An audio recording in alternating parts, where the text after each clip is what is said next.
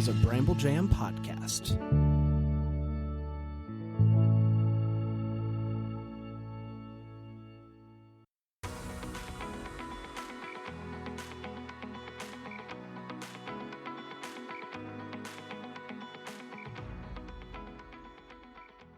Welcome to Girls Gone Hallmark, a Hallmark review podcast. I'm Megan, and I'm a longtime Hallmark movie fan. I'm Wendy. I'm a former Hallmark hater. Today, we are joined by a writer having quite the year. But before we introduce him, make sure you never miss an announcement, an episode, a piece of Hallmark hot goss. You can follow us in lots of places, but we'd love to have you on Instagram. We have 2 accounts, Girls Gone Hallmark and Megan and Wendy. We also have a boomin' Facebook group. Come give us a join over there. It's Girls Gone Hallmark on Facebook. I will leave a link in the show notes. And the hottest destination for all things Hallmark on the internet is girlsgonehallmark.com. You can find all of our episode show notes, Hallmark news, tons of fun countdown to Christmas content. So check that out. But back to our guest. You may have heard of a little movie called Three Wiser Men and a Boy. Yeah, he co-wrote that, but he also has 2 more Hallmark movies dropping and a Netflix dropping this season. So we've got The Santa Claus on Hallmark, Under the Lights on Hallmark Mystery, and the best title of the holiday season, Hot Frosty, dropping on Netflix. Welcome to Russell Hainline. Oh, thank you both for having me. This is fantastic. This is a thrill. I'm so excited to talk to you both, and I'm excited to talk about all of these things. It's been a crazy year. So can we just ask if your head is absolutely exploding over the incredible year you're having? It's exploding with nerves.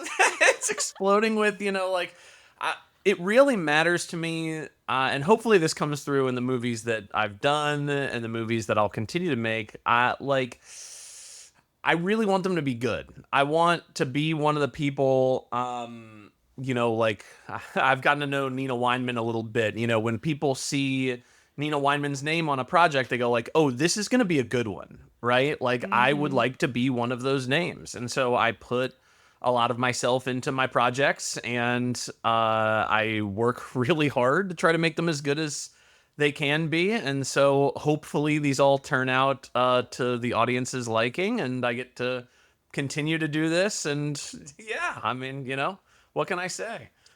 My understanding is that Hot Frosty, which is your Netflix drop this year, was a script or an idea at least, that had been brewing for a long time. Is that correct? Yeah. Hot Frosty came to be because, you come up with funny ideas as a writer, and you come up with ideas that you think, well, this will never happen, so I'm just going to tell my friends at parties. And, I kept telling people about this idea for a movie where the pitch is, what if Frosty the Snowman, when he came to life, was just a really hot dude? And the response is normally that, right? And so I called it Hot Frosty, and ultimately I pitched it at parties enough that I thought, well, maybe I should write this. And so during the pandemic, I went for it. I wrote it myself. I really liked how it turned out. I shipped it around. The good people at Muse picked it up and partnered us with Netflix for it. And I've got to say, I'm thrilled. I'm thrilled it exists. It's one of those things you never would have thought existed. I wrote it for fun. I wrote it because I thought it would be funny and it would make myself laugh. And now it's real. So how cool is that? Isn't it cool to be like, yeah, I have a movie on Netflix this holiday season? I know Hallmark. I get that. That's exciting too. But Netflix is Netflix. That's really cool. Yeah, I again, a bit of anxiety, a lot of excitement. It's a very different audience, right? Hallmark audiences know what to expect in these movies. There's brand loyalty, right? There's a lot of, if you like this Hallmark movie, generally this is kind of your vibe, right? And so you can sort of play inside that sandbox, and you can stretch what a Hallmark movie can be, but ultimately it's a Hallmark movie. Netflix, people go there to watch anything. People go there to watch Stranger Things. They go there to watch whatever else. Honestly, I don't watch a ton of TV shows. I'm sure there's a ton of things that people binge on Netflix that I just have no idea exist. They go there to watch The Irishman, right? They go there to watch like all sorts of cool things. And this holiday season, they're going to watch Hot Frosty, hopefully. What does that mean? I mean, like, who's going to tune in? Like, what are the audience types of people that are going to go, yes, I definitely want to watch this? And are those the same types of people that like holiday romance? I don't know. I think they, at bare minimum, will find a lot to laugh about. It's very funny. I've seen it. It's great. But even if there's somebody who's like a little more reluctant on like the romance part, which I feel like, sometimes people on Netflix, I feel like there's sort of a quick dismissal of, oh, this is corny because it's earnest, because it's heartfelt, because it's not like ladled with irony, right? I think that audiences sometimes go that route. But even if they are a little reluctant on that side, there's so much to laugh about. Dustin is so funny. Craig Robinson, Joe Trulio, Katie Mixon, Lauren Holly. I mean, it's a murderer's row, a phenomenal cast. Lacey, obviously, is fantastic in it. So yeah, I'm really, really excited. I hope the audience enjoys it as much as I do. I mean, that's really all you can hope for at the end of the day. You make a movie for yourself, and you hope that other people like it as much as you do. And luckily, I really like Hot Frosty. So you have 3 movies on Hallmark this year. How did it come to be that you had that many at once? Luck. Yeah. I mean, more or less. I got some cool opportunities this year. Two of the projects were things where I came on to something. Santa Claus is something that sort of came more like completely started from scratch, but very different types of movies. Yeah, I don't know how they happened. I'm stunned that they did happen. 2 of them started shooting like very late summer to now, like right? I I mean, mean, the Santa Claus is in production. It may have wrapped, but I mean, it's close. Yeah, dude. I don't know how they do it. I mean, I know how they do it. They know exactly what they're doing. The team is fantastic. I got to visit the set for Santa Claus. Got to meet everybody there. I mean, Lucy is an outstanding director. I'm incredibly blessed that she's done 2 of my movies this year. Very, very cool. The cinematographers, like the people who make the sets, the designers, the costume people, my goodness. I mean, like, they are just so on top of their game. I don't know how they all happened this year. I was definitely wondering whether some of them would get bumped. I'm just feeling lucky, To me, I'm like, yeah, I know how it happened this year, because you had In Merry Measure, which was such a fun movie. And then the Santa Summit last year kind of like came out of nowhere. It was so fun and so different. And I just think there's a lot of great Hallmark writers, but I think you bring something different to the table that spices up the collection of movies that we're getting. So, I mean, as viewers and as people who consume a lot of Hallmark content, to me, I'm like, yeah, we know why they're bringing this guy in. That's very nice. That's very nice of you to say. Thank you very much. And it's true, though. You got to visit the set of the Santa Claus, you said. What's your level of involvement in person as these movies are shooting typically, or with these other movies?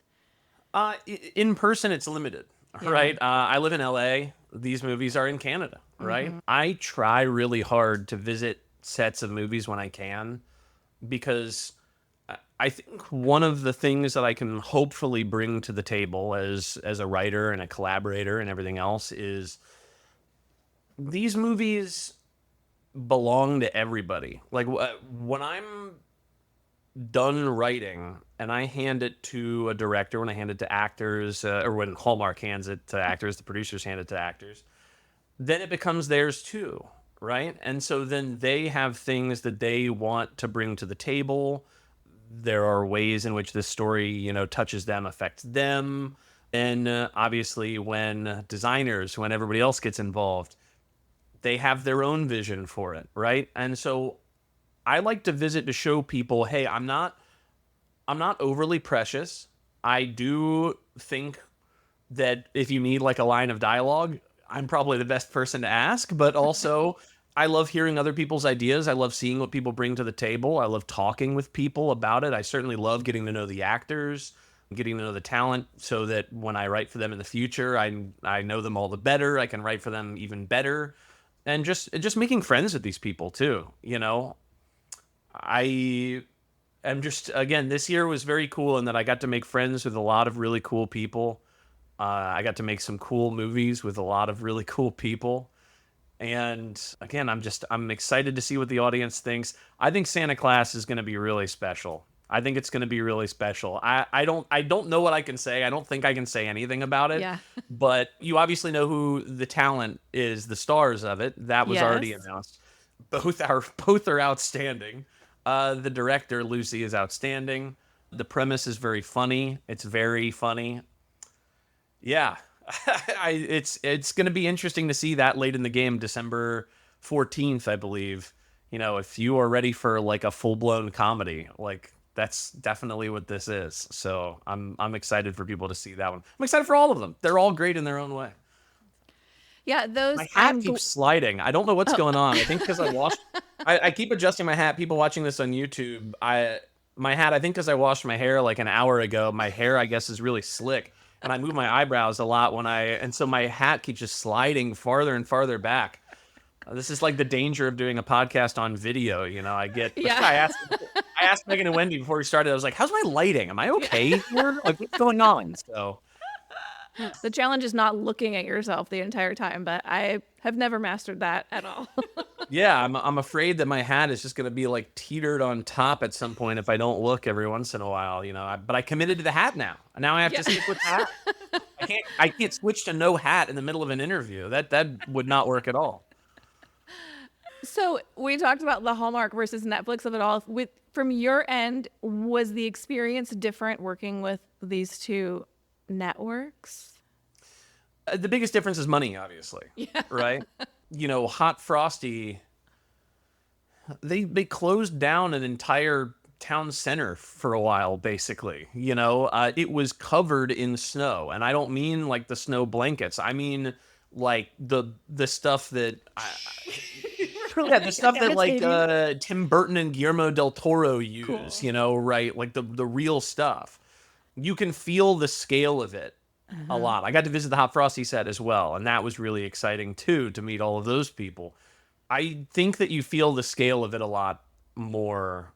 And also when it comes to Hallmark movies, every once in a while, you'll run into budget things. I think that sometimes when people see something in a movie that they sort of like gripe about, or they're like, oh, this doesn't make sense or whatever, the odds are so strong that it's just like something happened during production and there wasn't money to do it the way that, it was conceptualized or what have you.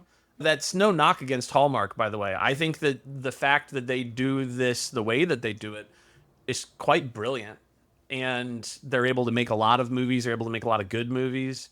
They're able to sort of function as a movie studio, like an old school movie studio. They're able to make movies to build up stars, to sort of create brand ambassadors for, their whole thing. I mean, obviously, I know you two are going on the cruise, right? Yeah. I mean, how, who gets to do that, right? There's no Warner Brothers cruise that I know of. There's no, so I think when I say that there are occasionally budget things on Hallmark, that's not to denigrate. That's just the reality of the situation. Some of the movies have a little less money. Netflix loves to throw money around, I think, a little more. This isn't like a monster budget movie. It's still a budget movie. But in terms of the question, which I've rambled away from, I think sometimes when you pitch for Hallmark, oh, it's a thing with a ton of snow and there's a whole fleet of snowmen and there's whatever, then you'll get like, come on, man. We can't do that. Yeah. But with Netflix, they're like, can we add more snowmen? Sometimes it's like that. So Netflix can use CGI a little more. So I don't know. I'm interested to try to work with Netflix again when the future. Hopefully, Hot Frosty goes really well. We're trying to figure out some things, right? It would be cool to continue to explore what Netflix can do. I'll certainly be even more in tune with what a Netflix audience might want as a result of seeing if they liked Hot Frosty, seeing if they didn't like something, learning some lessons, trying to make the next thing even better than the previous thing. But I anticipate doing more movies for Hallmark than Netflix, obviously, just because a Hallmark is such a machine, man. They're perfect at what they do. Well, and when Hallmark finds people that they like to work with, they continue to work with them. It's why we see a lot of the same writers and a lot of the same directors and of course the same actors. So yeah, I hope that for you too. Speaking of people Hallmark likes, when you worked on Three Wiser Men, you kind of Sure. collaborated with Kimberly Sestad and Paul Campbell. We love their writing. What was it like coming into, like, you have not only an established kind of situation, right? But also these established writers. What was it like working together, the three of you? It was terrifying at first. And I think that everybody, hopefully, I don't want to speak for Paul and Kim here. I think that everybody, in the same way that I talked about before, once something is out in the world, it belongs to everybody. And obviously, when you have something as big as Three Wise Men, something as, for Hallmark, iconic as Three Wise Men, with that comes, I think a lot of people have their ideas of what they want from a sequel, from further exploration of this world. I think that I was very fortunate to have the opportunity to join, but I was very cognizant when I joined of, this is a lot of pressure. These are Paul and Kim's babies. I really, first and foremost, want Paul and Kim to be happy with any work that I do on it. It's the baby of so many people, right? So many people, it's like their favorite Hallmark movie. So then you feel that as well. They want this one to be bigger, right? Like Paul and Kim and, Tyler and Andrew and everybody, there's this expectation that they put on themselves. And there's this expectation of trying to achieve the best possible product, trying to tell the best possible story that they put on themselves. And so I really wanted to feel that pressure too. I really wanted to step up to the level of Paul and Kim and that team with what I would bring to the table. Again, I don't know that I'm at liberty to talk about exactly what I brought to the table, but maybe you'll see in some scenes a familiar style of Russell-esque banter, maybe a character you might be like, oh, this idea, I don't know, this could have been a Russell thing, this could have been, but I'll also say that, when you come on to work with something, with other writers on a project, sometimes you're brought on because it's not meeting what people wanted it to be. And that's just not the case with Paul and Kim. I mean, they're just too good. They're just too good. And when I got the opportunity to come on and I saw what they had done already, I thought, this is going to be really funny. This is going to be really good. Fans are really going to like this. What can I do to help? I was an assistant on this project, and I was really, really grateful for the opportunity. And now I've gotten to know Paul and Kim a little bit. And I think they think about these movies really smartly. I think that they, like me, really want to, push to the outsides of the sandbox and see what they can get away with and what they can accomplish. They want to make the best possible product. They want to stand on, their name. It's also, for Paul and Kim, it's a lot easier, I think, to feel that sort of wanting their name to mean something because their faces are also in these things, right? Yeah. There's such I can't even imagine the pressure of being the actor who has to carry one of these movies. Writing is enough pressure for me. I'm good. So yeah, I'm really excited for fans to see it. I'm really excited to see what makes the final cut. There's also just a bevy of great stuff in here, and I have no doubt that on set that I'm sure came up with bits. I'm sure they came up with hilarious stuff to add. And, again, all the best designers, all the best people work on this sort of movie. So I'm really excited. I'm really, really excited. I think fans are going to really like it. And furthermore, I should add that if Hallmark people want more sequels to things, supporting sequels to properties that you really like and showing, the people upstairs, hey, we want sequels. We want more worlds built out. We want the Weisermans, the Cherry Lanes, there's another one this year that I'm blanking on, but like the Hall at the Hollies, right? Like go watch those and tell, tweet about them, Instagram about them, say, hey, we want to explore some of these worlds more on Hallmark. We want these franchises built out. I think the Hallmark fan loves a franchise. We want a Santa Summit franchise, by the way. So I know you can't say anything, but just know that's something. I'm making this pitch selfishly, Megan. I'm making this pitch selfishly.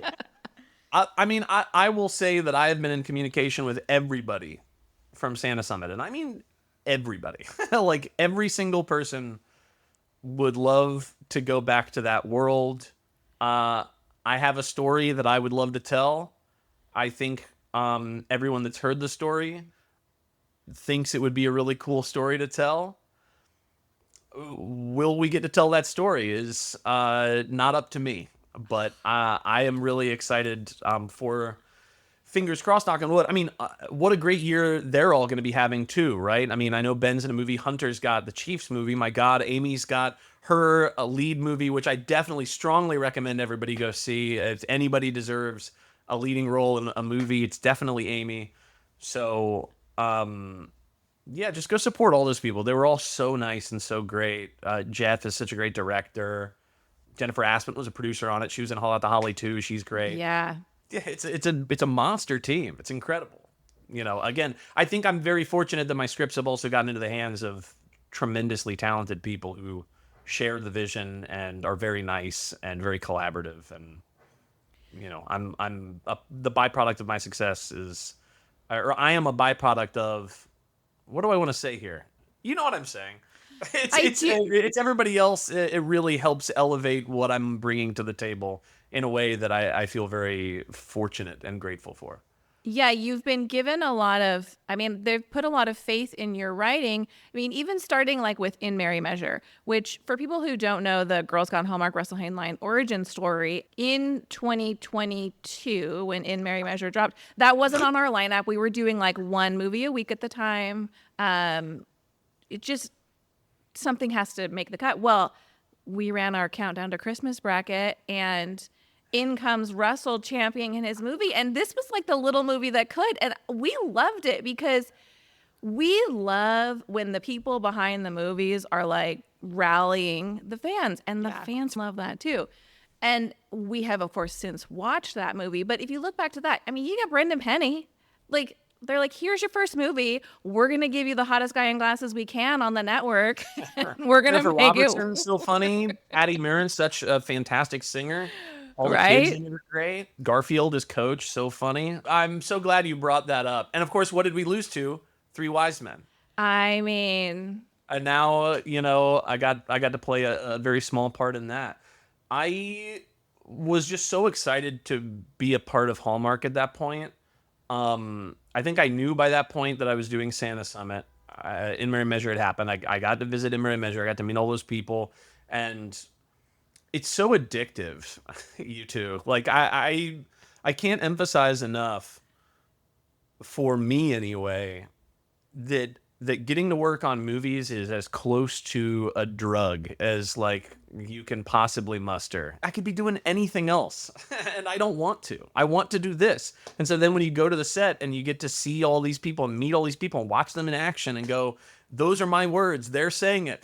Look at this set design. Oh, there's a poster that they made for like the thing in like the background that nobody will see, but I got to see, and they worked so hard on it. These are things I'm just so immensely grateful for. So then that holiday season, while I was working on Santa Summit, I stumbled upon you all's account, and I was like, well, I got to advocate for the home team, So yeah, I really enjoyed that. I thought it was a lot of fun. I don't remember where Santa Summit finished last year. I think it lost to like Biltmore maybe. I've run into some heavy hitters.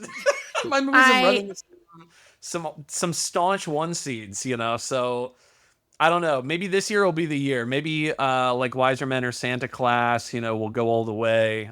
He's like, hold my beer. I'm gonna put in 3 movies this year. Yeah. So let's see if Well, one of you those. gotta stack you gotta stack the deck, And also, I know I've focused on Santa Claus and Three Wiser Men, but Christmas Under the Lights is my first movie that I've done that I think I would call more a little like traditional Hallmark. I got the opportunity to come on to this project and sort of make it my own.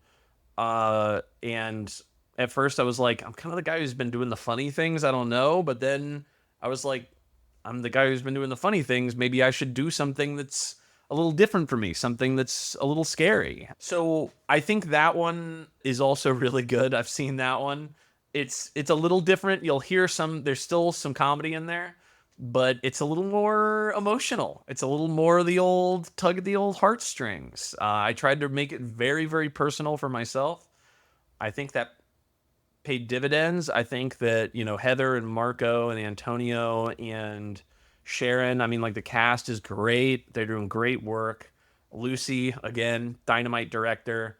So I think if you're somebody who really likes those more traditional Hallmark movies, the ones that are going to tug at the heartstrings a little bit, I think this one really works. I'm excited. I'm excited and a little scared because, again, it's a little different for me. It's something that'll be new. It's something that'll be new for me anyway. So I'm excited to see what people think about it. So we've got like the Santa Summit and Three Wiser Men, which are real ensemble casts. And then, we have Under the Holiday Lights. Why did I just forget Christmas the name? Under the Lights. Under the Lights. It was at one point, it was called The Lights of Christmas. Now it's Christmas Under the Lights. You never know what the title will end up being. Yeah, I mean, the Santa Claus changed names too. Santa Claus changed and Merry Measure changed. Titles changed. At one point there were conversations about changing Hot Frosty, which thank goodness didn't happen. Yeah. I'm not even going to say what the alternate titles were, but I owe a lot of debt to like Craig Robinson and Joe Latrulio for really going to bat for Hot Frosty. And now I think everybody really loves that title. But there was a time when that was not necessarily the case. I think it's so perfect. Yeah, I'm excited. But yeah, sorry, I totally interrupted your question. No, that's okay. So as a writer, do you prefer like I got 2 leads and I'm writing for I mean, to me it seems like you're so good at the ensemble that. And then before I let you answer that question, my follow-up to that is like in your mind you're like, oh, writing this ensemble leads us to future opportunities for additional scripts. Is that in your mind at all? That's not in my mind. I think that when you're writing a movie, by the end of it if there's opportunity for more. But when I wrote Santa Summit, I pitched it as let's not do the it's boy meets girl thing. Let's make it about friends. Let's do it that way. And then that took a lot of time and effort to make sure that everybody's story was being told. You have Jordan's story, you have Ava's story, you have Stella's story, you have the 3 of them together, you have Jordan's story outside of Liam, right? That's like 5 different stories happening at once that all sort of need to be balanced. I think that that's probably a big reason why I got the opportunity to work on Wiser Men. Mm-hmm. Santa Claus is definitely like a little more led by Kim and Ben, but there is a big ensemble component that I'm so excited for people to see. Yeah, but writing the 2-hander, honestly, I kind of like the ensemble more. It's harder, and it's harder to make things happen. It's harder to get things past upstairs because you want to write like 25 characters and they'll go, hey, what are you doing? That's too much. So then you have to cut out bits. You have to cut out characters. There's a character I loved in Santa Claus that I had to cut entirely. I had to cut a character that I loved from In Merry Measure at the time. I was really, really, really happy that Santa Summit got to keep Eric as Dasher. I was definitely a little concerned at one point. One of our favorites. You love him. Yeah, but like Act 8, you have your leading character talking to somebody who we've seen like once for like 5 minutes. That's not something that normally happens in movies like these. That was very influenced by, y'all remember Can't Hardly Wait? Yeah. That's one of my all-time favorite movies. Me too. Yeah, so that was definitely the Dasher thing in Santa Summit was very much like the Jenna Elfman scene at the end of Can't Hardly Wait. I feel like a little bit. Where sometimes you need to hear from an outsider to get perspective on your own thing. But those are hard sells sometimes. But no, I think that the ensembles are harder, and I kind of like them more. They're certainly really they also interesting like as the a dialogue goes boom boom boom boom boom in those, which I really love. Me too. So yeah, We always talk about that. We're like, we want snappy, snappy, snappy, snappy. Yeah. I wrote. I won't say which script. Is it one that's even been made? I wrote into a script recently. These characters should speak as quickly as humanly possible. Right? I just put it in the text. I was like, please let them. And I'm sure I was told just remove that from the script. They're gonna do how they want to do it. But like Santa Summit was a great example. Like Jeff Beasley is so good with comedy. He knows it's got to fly. Lucy comes from the world of comedy. Like Santa Claus is going to fly. The Wiser Men guys, I mean, they get it. So I think that when you do an ensemble thing, you sort of know what the game is, especially when it's something that's comedy forward. And it's got to be boom, boom, boom. Even in my opinion, even the scenes that are more emotional, I don't think that any of those old comedies from the 30s and 40s are less effective emotionally because they're speaking quickly. Like, Rick at the end of Casablanca, he's not drawing that big speech out. He's firing through it, but it's because he's got to get her on that plane. There's a reason for him to be talking fast. I think finding reasons for talking fast can sometimes be hard. I've also been talking fast this whole interview. So I speak at an unsustainable pace, so I love it. I think my brain processes language that quickly, so I want it to be fed. It's like the Gilmore Girls style of acting, right? Like write 10 more pages than you in theory could fit into this time and make it work, and I love it. Like we love that. Yeah. The draft of Santa Claus that I turned in at one point, I had somebody send me a text that said, "This is unmakeable." Because it was just so long and there were so many bits in it and so much going on. And so they were like, we're going to have to cut things down. And then I did. I cut like 15, 20 pages out of it. And now it's going to be a really fun, snappy, funny comedy. But I do think that you run that risk when doing ensemble stuff of writing too many things. Yeah. Then you have to kill your darlings. I'll have another ensemble thing in 2025, knock on wood, as long as everything goes well. I can't say anything about it, but there should be another ensemble thing in 2025. There's some fun stuff coming in 2025 too. That's why I feel so grateful, man. I mean, like, I could do these all the time. They're so fun. They're so good for the soul. I mean, I love that you already have some of that locked down. That makes me really happy for you. If I could throw it back a little bit, you went to Duke. We're in the college application process with one of my kids, and we visited Duke. I'm like, well, you need to apply here just because it's so pretty. Like, it's the most beautiful college campus I've ever seen. My question actually is, you then went on to be a theater teacher. Did those experiences, like as a theater student and a theater teacher, inform the making of In Merry Measure? what do you think? I mean, I assume yes. You're like, let's write what I know. I have 9 million funny stories to tell about this experience. I think that. So I also answer all my questions beginning with That's so annoying for a listener as a podcast Every listener. single person I apologize does, don't worry. profusely to everybody who might be listening to this. Instead of saying I just took a big inhale there. In Merry Measure is about teachers. The Santa Summit is about teachers. The Santa Class, in its way, is about teachers. I think I keep gravitating towards that because it was so formative.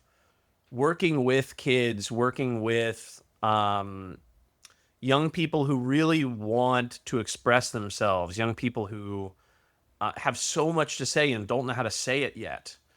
is really, really rewarding. There are things about teaching that are very not rewarding, Yeah. which we won't go into in a Hallmark movie, generally speaking. Although I do think it was touched on in Santa Summit and some of the other things. But the working with kids and getting to know students and getting to see their progress is so great. I have multiple students who work in the industry now, doing great things, doing really cool things. My student Elise Shannon, she was in the movie like Black Christmas. She's on Leverage Redemption now. She's going to be at one of these conventions. She was on Charmed. But how cool is it? Like, Hallmark people are doing conventions, and one of my students is getting to do a convention. And like, that's insane. That's so cool. I'm so thrilled for her. I have no doubt that there will continue to be teachers in my movies because it's such a hard thing and it's so important. That's like self-aggrandizing writer talk to say it's important. So these, like, what do I want to say instead of important? I don't think you're wrong. I mean, Yeah, I think that it's important for people to think about what teachers go through and how hard it is to be a teacher and to cut teachers some slack, maybe pay teachers a little better, maybe give teachers more administrative support. Nobody is a teacher because they thought it would be easy. They're a teacher because they love it. Even the ones that are bad teachers, we've all had bad teachers, they got into teaching earnestly because they love it. No, because if you don't love it, why on earth would you subject yourself to what teachers get subjected to on a daily basis? So yeah, in Merry Measure more than anything else was like my Duke a cappella group days in a lot of ways, but the teaching part of it was there for sure. And then Santa Summit was 100% informed by some of my experiences as a teacher. Absolutely. a running segment on our podcast is the Justice for segment, where we champion these supporting actors and we're like, justice for Erica Tuvley, for example, like put the man in a leading role. Can I put you on the spot and ask you? I mean, like last year we were like justice for Amy Groening, and now she's getting her moment. Do you have supporting actors you'd love to see elevated? Wow.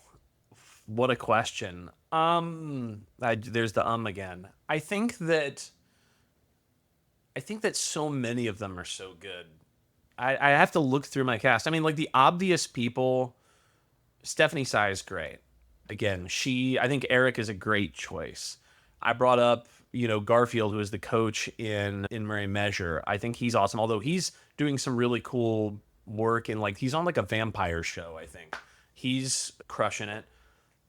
I think that I'd love to see continued opportunities for like both actors that are notably older and actors that are notably younger. I'm trying to think off the top of my head who I've worked with this year, who I can reveal that I worked with.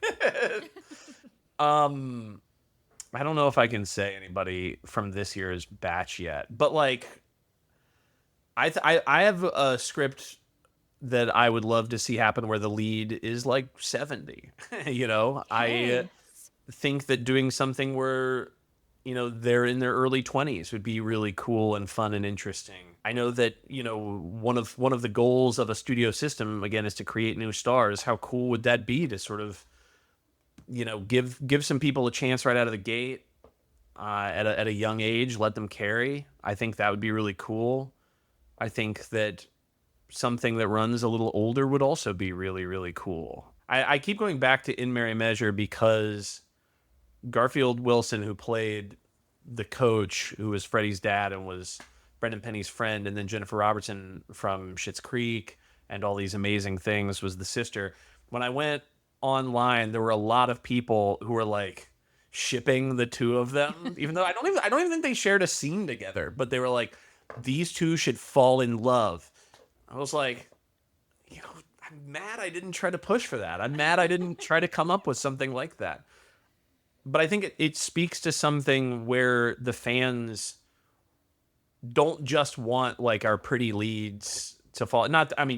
These are also, everybody I named is gorgeous. So like, I don't mean it like that. But like, I think when characters are in the leading role, we automatically know, okay, well, they're going to fall in love. We're rooting for them to fall in love. Giving some of the characters who normally play supporting roles a chance, I think, is really, really valuable because, man, the audiences also want them to fall in love in these things. They want everybody to fall in love. I mean, that's what we're here for. So, yeah. But Amy, when I found out, when Amy told me, I was over the moon. I wish I could read I'm sure that the text that I sent her had a lot of capital letters in it.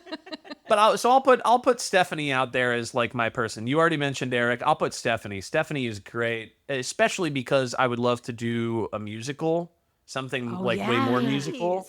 And man, the pipes on her, right? She's in Waitress right now, I think in Winnipeg as like the lead. And that song at the end of Waitress like makes me cry every time I hear it. And I really want Stephanie to send me a video of her singing it. If you're listening to this, Stephanie, I haven't forgotten. I would love to see her in a leading role. A singing leading role. Leading role, something. Right? Yeah. Well, Yeah. She'd be amazing. Got to get that written, Russell. With what time? I know. That's the problem I'm running into is if I do things, if I have things that are actively moving forward, then all the ideas that I have that I love so much, they just get backburnered and I don't want anybody else to do them. I want to do them. I wonder if I can say this. I have a project that hopefully will happen in the near future somewhere that is very much about the idea of, wouldn't it be great to have more time? Of something that is very time oriented. Because, the older I get, the more I'm like, I don't have time to watch the movies I want to watch. I don't have time to read the books I want to read. So I have something, and I don't know where it'll end up. Maybe I'll tell you off air. I'll tease it off air. Yes, please. I'll tease it. Maybe I'll tease off air. We can be a vault. What this would be, but I think going back to whatever the question was. What was the question? Who were you champion for? Writing projects. I would love yeah. to just have I would love to have Hermione Granger's Time Turner. Right? Right. And just write all these things without losing a beat. Wendy doesn't understand that reference, having never read or seen a Harry Potter movie, Nope. but I'm a Potterhead, so I'm not a Potterhead, honestly. I read them all at the time. I saw all the movies. Because I see like every movie. So here I was just complaining about time, and I see all the movies. But I don't want to be like a totally like stereotypical member of my generation. I don't know what house I would be in or anything, but I do know the reference to the Time Turner. I do remember the Time Turner stuff. Which book was that? Was that the third one?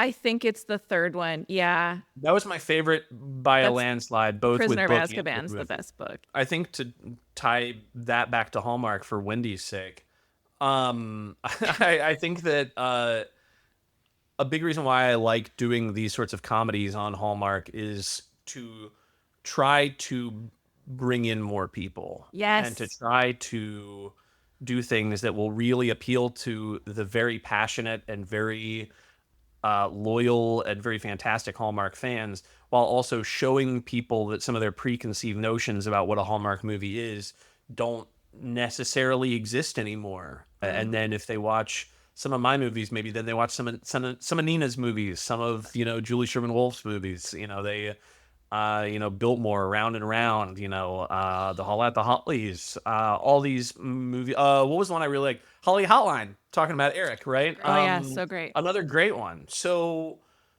I really think they're hitting their stride with Hallmark right now in terms of the breadth of what they can do. And so I'm very grateful to be a part of that. And I really don't want people looking at it from afar and going, oh, those are these things. They're these things. And I'm not a part of that. You could be, That's what we've been talking about for a long time, too, on the podcast. So, I notoriously say I'm a former Hallmark hater because I don't like the stigma around like what Hallmark movies are. That's how I came into it. I was like, I don't want to watch that. I don't want to spend my time watching that. But now as I have gone into it, like I have my favorite writers, my favorite directors, like who I want to see. They Yeah. are pushing, they are working towards creating a different kind of landscape of content, and I'm really excited for it. Yes, not your grandma's Hallmark. No, it really does work like a studio. I mean, I read a bunch of movies, read a bunch of books about old Hollywood, and this is exactly the sort of thing they would do. You swing the bat a bunch, you create a bunch of movies, you give people opportunities. We see what fans like. You give those people more opportunities. You tell more of those stories. And, if you're doing stuff like the big studios that are all run by sort of private equity firms at this point, but they're making like 8 movies a year or something, how can you learn what your audience is going to really respond to with such a small sample? You do need more, I hate the word content, right? But like you need more movies in order to know what's working and what's not. I do think that's something that Hallmark and Netflix share, is, having a lot of material that then they can use to track Yeah. what they're interested in continuing to do going forward. So, yeah, I think that if somebody watched something like Three Wise Men, the first one, like who wouldn't think that this is funny and cute and charming? People I know who watched Santa Summit, who That's the when I perfect went on example. Letterboxd, there were so many reviews that were like, "Oh, God, I watch these with my girlfriend or whatever, and I normally hate them, but this one was good." There are more like that. You might have to Right. sort through some that are more old school that you might not like, right? You might have to target, you might have to read what the movies are about, you might get to know some of the people who make them, but like I think there's a lot of room to explore there. And again, I'm grateful that Hallmark seems to be interested in continuing to explore some of these things because it'd be really cool. The first movie that I saw, Wendy, when I was given an opportunity by a producer by the name of Jack Grossbart, who had read some of like the thrillers that I had written, and he was like, "I can't make these. They're gory. I do Hallmark. That's very different." He was like, "But if you ever try to write a Hallmark Christmas movie, you let me know. We'll talk about it." I tried one, and it wasn't. It wasn't a Hallmark movie. I still think it would be a good movie somewhere, but it was not a Hallmark movie. I learned a lot more about what that sandbox looked like, and then the second movie that I wrote for him was In Merry Measure, and it got made, right? But in order to do that, I did have to watch a few Hallmark movies, and the first thing that I ever watched was Winter in Vale with Oh. Lacey and Tyler. So I picked a really good one. No more strudel. Yeah, that's We talk about that movie. We reference that movie a lot because they talk about strudel in that movie a lot. And I was like, if they say strudel one more time. Good word. It's a good word for actors to get to say. But like, and now I feel very fortunate that I've got a movie with Lacey. I've got a movie with Tyler. Yeah. Get to I've gotten to know both of them a little bit more. Hopefully I will continue to get to know them both more. They're both so nice and cool. Like everybody, this is such a cliche that nobody ever wants to hear, I don't think, but maybe Hallmark fans do want to hear this. I've not met a jerk, man. I haven't. That's I awesome. have not. Everybody that I've had the opportunity to work with has been so generous and so nice and so cool. I think when you make movies like these that are on a budget and that are very time crunched, there's no room for jerks. There's no time for jerks. There's not enough money to waste time because somebody wants to be a jerk about something. Like otherwise the movie might not get made, right? So it also helps that everybody's Canadian and Canadians are super nice. So I don't know. Everybody that I've gotten a chance to work with, you wonder like, oh, are they gonna like think that they're like big, like too big in their too big for their britches? That's the phrase I'm looking for. Or do they think, oh, the writer poo poo, whatever? I just haven't encountered that at least from the talent, from the stars that your listeners are in love with, right? They're all super cool and super nice. So far anyway. There's no river so long doesn't contain a bend. Maybe one of them becomes a jerk one day, but so far I've found them all to be awesome to a person. I love that feedback. So you're pretty active on social media. You're still on Twitter/X. What's the best place for our listeners to keep up with you? Yeah, so I am Russell H. Film. That's two S's, two L's. Which I feel like I have to say, but do people know a Russell with one L? Every time I write your name, I accidentally write one L. I don't know what it is, so I think it's worth. There's an impulse that people have to spell it with one L, but every Russell that's in pop culture is two L's. I don't know what it's Interesting. right. There's like Russell Crowe, that's two L's. Russell Westbrook in the NBA, two L's. Russell Peters, the comedian. There's a bunch of Russells out there. They're all two L's. I don't know a single one L Russell. Anyway, that's a sidebar. Two S's, two L's. Russell H. Film. I'm that on Instagram, where I'm pretty active when I'm not trying to steer everybody towards voting for my movies on the on Megan and Wendy's polls. Hey, we love it. Steer them our way. Yeah. Erica Tubway Yeah. took up the mantle last year as well because he had Santa Summit and Holiday Hotline. So it was a good time. Oh We love yeah, it. yeah, he was helping out. It's good. But you're never gonna beat. I feel like there's always a movie or two that it doesn't matter how much you campaign. People We've are talked just about like, taking them out of the running. We're like, what if we took Biltmore out of the running last year? No, This you year it's can't do hard that. because, like, what are you going to take out? Are you going to take out Holiday Touchdown? Are you going to take out Three Wiser Men? Are you going to take Right. out the Holiday Quest? Right. So this year it might be a fairer fight. In my mind, there's not a Yeah. single front runner. Not yet. That's true. I haven't actually seen a yet. single minute of it. Yeah. Maybe- I'm so interested to see how people respond to Santa Claus. I know it's just because I was just working on it. It's so funny. It's so out there. There are so many surprises that'll probably just get like spoiled in a preview at some point. But like,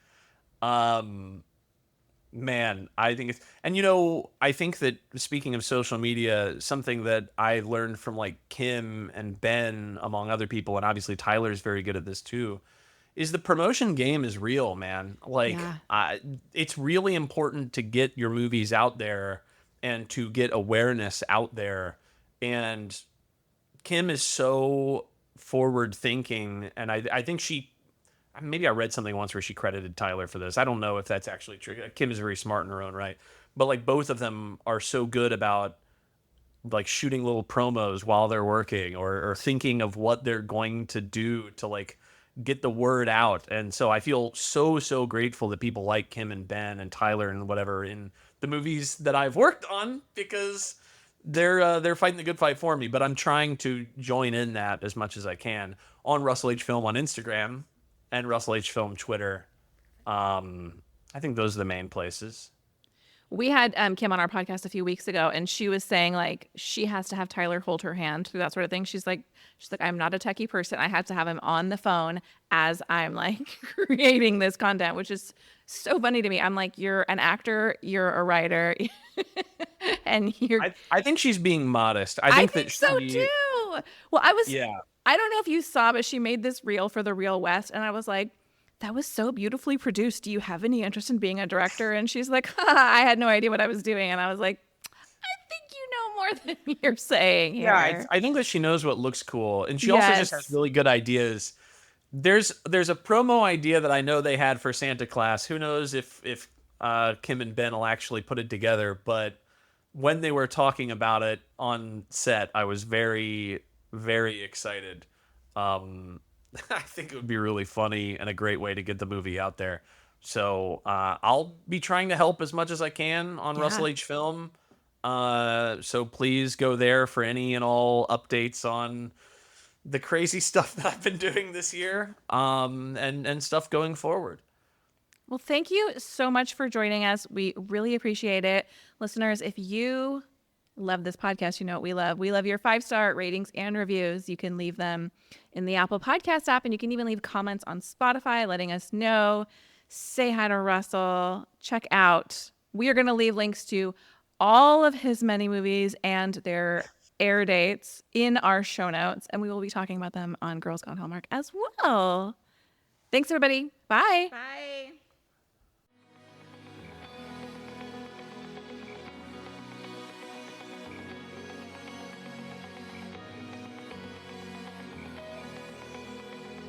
All right, friends, before we go, just a quick heads up. You're about to hear some ads. These little gems help us keep the show running and the Hallmark love flowing. So do with that info what you will. Grab a snack, hit the skip button, or maybe, just maybe, listen in and discover your new favorite product. Bye.